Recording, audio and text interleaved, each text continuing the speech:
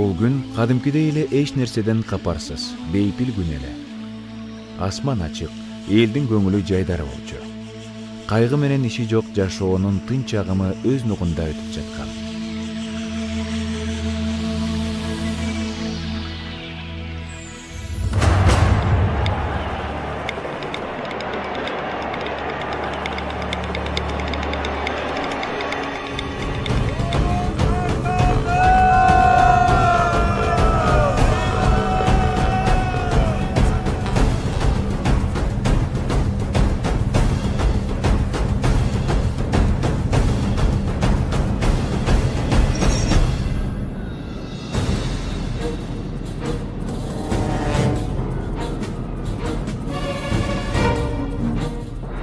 Bir 1941 жылдын 22 июнунун таңында Совет элинин чек арасы бозулуп, жоокерлери окко учуп, согуш башталды. Согуштун алгачкы мүнөттөрүндө эле фашисттик Германия дүйнөнүн бүтүн башкарып, адамдарды рассага бөлүп, кул кылып, баш көтөргөнүн кырып жоюп, жок кылуу тилегин ашыгы менен аткарууга киришти. Совет эли капыстан кол салган душманга каршы бир муштум болуп түйүлдү. 15 союздук республикадан азаматтар кан жанын аябай, мекенин коргоого жөнөштү. Бул апаатты Кыргызстан эли дагы терең кайгыруу менен кабыл алды. Шаарларда, айылдарда эл чогулуп, мекен үчүн өлүмгө да даярбыз деген ураан менен көтөрүлүп чыкты. Кыргызстандын ар бир айылынан солкулдаган жаш жигиттер согушка аттанышты. Энелердин эмчеги сыздап, келиндердин көзүнөн жаш агып, зээнди кейиткени жигиттерди кайраттандырды. Фашисттердин сазайын берип, мекенден айдап чыгууга ант берип, эртең эле жеңиш менен кайтып келүүгө бел байлашты. Бирок жигиттердин тилеги азап тозок менен ишке ашаарын ал кезде эч ким билген эмес. Фашисттердин алгачкы соккусуна туш болгон Брест-Чебин коргогон советтик жоокерлердин арасында кыргызстандык аскер Фурцев да болгон. Эң биринчилерден болуп Кыргызстанда түзүлгөн Панфилов баш болгон 316 аткычтар дивизиясы Москваны коргоодо эрдик көргөзүп, бир ай бою артка чегинбей душманды токтотушкан. Бул эрдиктери үчүн 28 панфиловчу Советтер Союзунун баатыры наамын алышкан. Алардын арасында Кыргыз улутундагы алгачкы Советтер Союзунун баатыры аталган Панфиловчу Дүйшөнкул Шопоков да бар эле. Кыргыздын баатыр уулу жарадар болгондугуна карабай, келе жаткан душмандын танкынын алдына граната ыргытып, жок кылып, өзү да курман болгон. Дон суусунун жээгиндеги салгылашта Чолпонбай Төлөбердиев зотту төшү менен тосуп эрдик көрсөттү. Ал эми артиллерист-наводчик Дайыр Асанов 4 сааттык согушта душмандын 8 танкын, 6 машинесин, 40 фашистти жок кылган. Кавказ үчүн согушта Акын Садырбаев шамдагайлык көргөзүп, агарата ыргытылган 16 гранатаны тосуп алып, кайра душмандарга ыргыткан. 17-си колунан жарылып, мерт болгон. Берлинди алуудагы согушта Калыйнур Үсөнбеков куралсыз салгылашта 7 душманды өлтүрүп, 2 офицерди туткунга алган.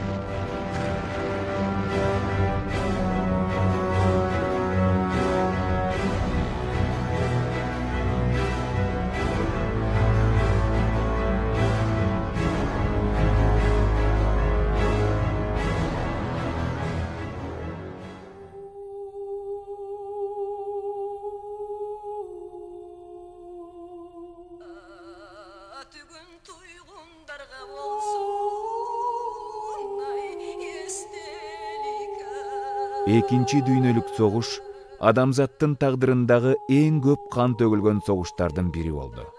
Согуштун жүрүшүндө 27 миллион советтик киши набыт болгон. Кыргызстандан фронтко 360 миңден ашык жоокер аттанып, алардын 80 миңден ашыгы кайтпай калды. 73-ü Советтер Союзунун баатыры наамын алышса, 100 миң жоокер ар кандай орден медалдар менен сыйланды. бул Совет Республикасынын жеңишке аябагандай оордук менен жетишкендигин кабарлайт.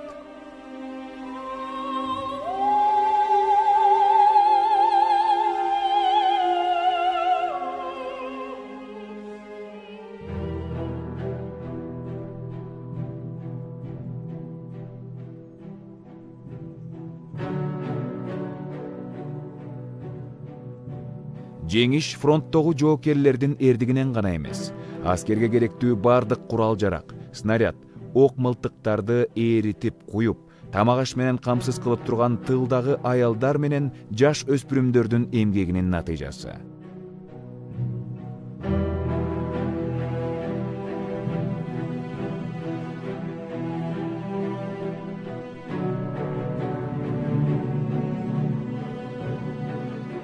Согуш талаасындагы жоокерлердин курсагын тойгузуп, кийимин жамап берип турган аялдар эмне деген гана азапты көрүшпөдү.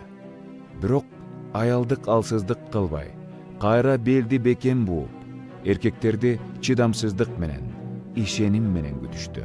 Улуу жеңишке жетебиз деген ишеним алардын кайратын бөлөп, курчутуп турду. Күнү түнү баары фронтко урааны менен өздөрү жарым ачка иштешти.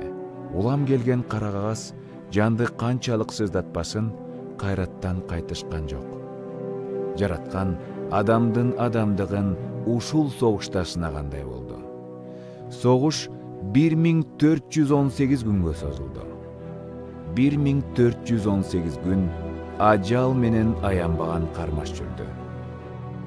Согуштун нечен оор күндөрүндө көздөн жаш чыгарбаган аялдар ошол күнү ыйлашты. Жеңиштин баасы өтө эле бийик болду. Чиедей балдар жетим калып, жаш келиндер түгөйсүз калды. Андан бери нечен күн өтүп, нечен таң атты.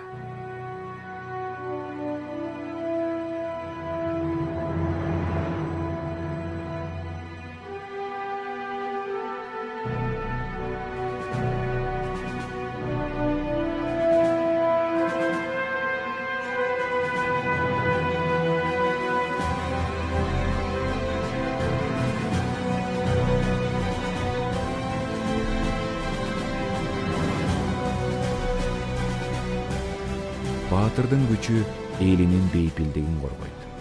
Качан болбосун душман кол салып, тынч жаткан элди дүрбөткөндө жигиттер өз башын өлүмгө саят. Баатырлар канында ойноп турган ата-бабадан калган мурасын кийинки муунга татыктуу өткөрүп берүү үчүн төшүн окко тосуп, ажалга тике карайт. Бул эркектин ыйык парзы.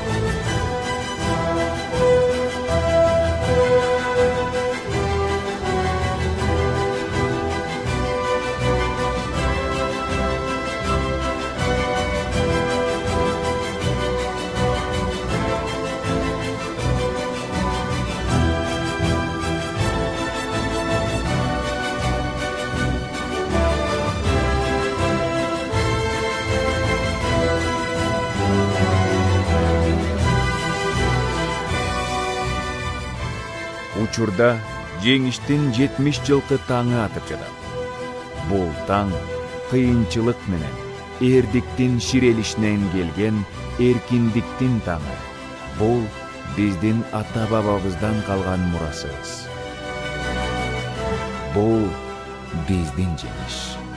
Эч ким, эч нерсе, эч качан унутулбайт.